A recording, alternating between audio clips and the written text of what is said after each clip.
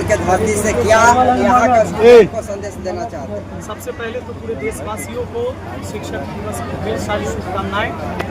और आज हम अरवल आए, अरवल की इस पावन धरती हमें नसीब हुआ, इसके लिए हम काजल दीदी को सबसे पहले धन्यवाद देते हैं कि इन्होंने मुझे बुलाया और इन्होंने जब निमंत्रण दिया, कहा कि सर शिक्षक दिवस पर हम अपने यहाँ कार्यक्रम रख रहे हैं कि वहाँ के सभी शिक्षक आएंगे और मेरा मानना है कि आप भी आइए।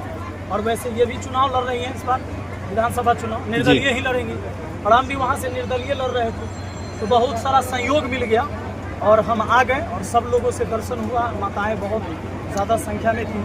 हम बस यही कहेंगे कि अपने बाल बच्चों को शिक्षा से जोड़िए।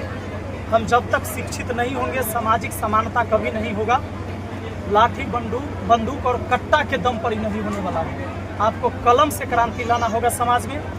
और मुझे लगता है यहाँ के नौजवान जितने उत्सुक थे इस कार्यक्रम को लेकर, हम उम्मीद करते हैं, मैंने एक बात भी कहा है कि आज नशा के शिकार हो रहे छोटे छोटे बच्चे। हमारे सर ने एक अभी में से पत्रकार महोदय हैं, शिक्षक भी हैं, तो इन्होंने बात कही कि सर नशा पर जरूर बोलिएगा। तो अभी स्थिति यहाँ की नहीं, सिर्फ हमारे तरफ की, पूरे बिहार में अभी नया लड़का सब इंजेक्शन लेने वाला नशा शुरू कर दिया है। तो इसके लिए जागरूक होना होगा समाज को कि भाई ऐसे बच्चों को चिन्हित करना है, उसे समझाना है।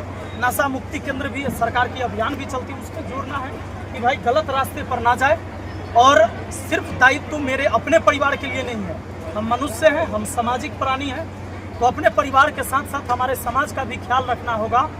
क्योंकि देख लीजिए भाई, अपना कितनों घर सुंदर बना लीजिएगा, पैसा कौड़ी सब है आपके घर में, लेकिन आपके समाज में पढ़ाई लिखाई नहीं होगा, नशा करेगा और चोर चुहार होगा तो आपके घर में भी डाका डालेगा। तो अपने घर को भी सुरक्षित रखने के लिए समाज को हमें सुरक्षित करने का दायित्व निभाना पड़ेगा। सर, सलहा पंचायत से आप लगभग 4 साल पूरा कर चुके हैं मुखिया के रूप में। पहले वाले मुखिया और वर्तमान मुखिया विपिन यादव में क्या अंतर है कार्यों की? पहले वाले से हमारा कोई मतलब नहीं है। पहले वाला खूब अच्छा काम करते रहते तो लोग हमारा नहीं चुनता। अब हम आए हैं तो हमारी जिम्मेदारी है, वहाँ पर कोई भी कमियां हैं तो उसकी जिम्मेदारी मैं लूँगा। जो चीज़ें मैंने किया है, तो हमारे यहाँ क्या होता था, बाढ़ की सबसे ज़्यादा समस्या होता था। मेरे मुखिया होने से पहले देखिएगा फेसबुक यूट्यूब पर सारी वीडियो मिल जाएगा, हमेशा बाढ़ से जो है पूरा चौर डूबता था, गाँव डूबता था। तो मेरा सबसे पहला मुद्दा था कि बाया नदी पर बांध, तो मुखिया बनते पहला काम मैंने वही किया। और अभी बाढ़ का टाइम है ना, आप मेरे गांव जाइए, इस बार गंगा जी में पानी भी बहुत आया, हमारे बया नदी में भी पानी आया, लेकिन मेरे गांव जाइएगा तो हजारों बीघा धान लहलहाते दिखेगा आपको, डूबते हुए पानी में नहीं दिखेगा। स्कूल की स्थिति ये थी कि कोई भी स्कूल के अंदर 4 दीवारी नहीं था। एक बच्चा दुर्घटना होकर सड़क पर भी मर गया तो स्कूल से निकलते ही एक्सीडेंट हो गया उसका। लेकिन आज सारे स्कूल की 4 दीवारी, बाथरूम, पानी पीने की सुविधा, ये सारी चीज़ हमने करवाया कि गरीब से गरीब का बच्चा भी शिक्षा से वंचित न रहे, इसके लिए हम कार्य कर रहे हैं। सर, मानार से आप निर्दलीय चुनाव लड़ रहे हैं, निर्दलीय का मतलब है कि पूरा जनता ऊपर दल है, पार्टी नहीं, किसी पार्टी से नहीं लड़े। हाँ सर, शिक्षकों का कहना है कि बिहार की राजनीतिक गंदा है, फिर भी आप शिक्षक होकर राजनीतिक में आ रहे हैं।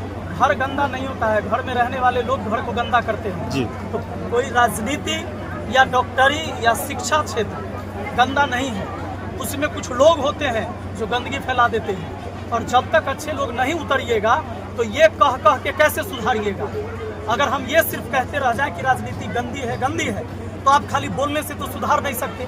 किसी न किसी को शुरुआत करना होगा, किसी न किसी को आना होगा। शिक्षित व्यक्ति शिक्षक बन सकता है, डॉक्टर बन सकता है, इंजीनियर बन सकता है, पुलिस बन सकता है, बैंकर बन सकता है, लेकिन सीधा कहता है शिक्षक है आदमी, शिक्षित आदमी है। राजनीति वो दूसर चीज है। क्या शिक्षा लेकर राजनीति में जाना अवगुण है?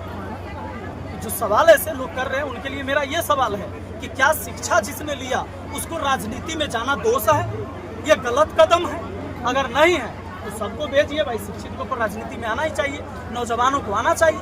सर, लैंड रिफॉर्म एक्ट के बारे में क्या कहिएगा?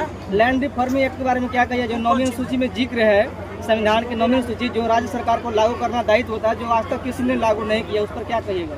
क्या है से हमरा पहले बताइए। लैंड रिफॉर्म एक्ट वही है, भूमिहीनों को है जमीन भूमिहीन वाला। हाँ तो बोला ना, हमसे हिंदी वाला आदमी है। सुनो, 3 डिसमिल नियम है कि कोई भी व्यक्ति अगर भूमिहीन है तो सरकार को 3 डिसमिल जमीन देना है। कोई भी व्यक्ति बेघर नहीं रहेगा और इस पर सरकार काम भी करता है। हम अपने पंचायत में लोगों को दिलाए भी है।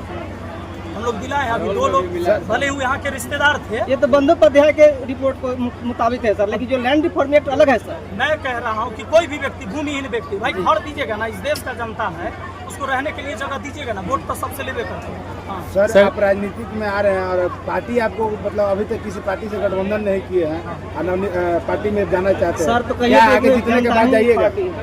विपिन सर क्या जीतने के बाद अलायंस में शामिल हम होंगे? सब वर्तमान में जीने वाले व्यक्ति हैं।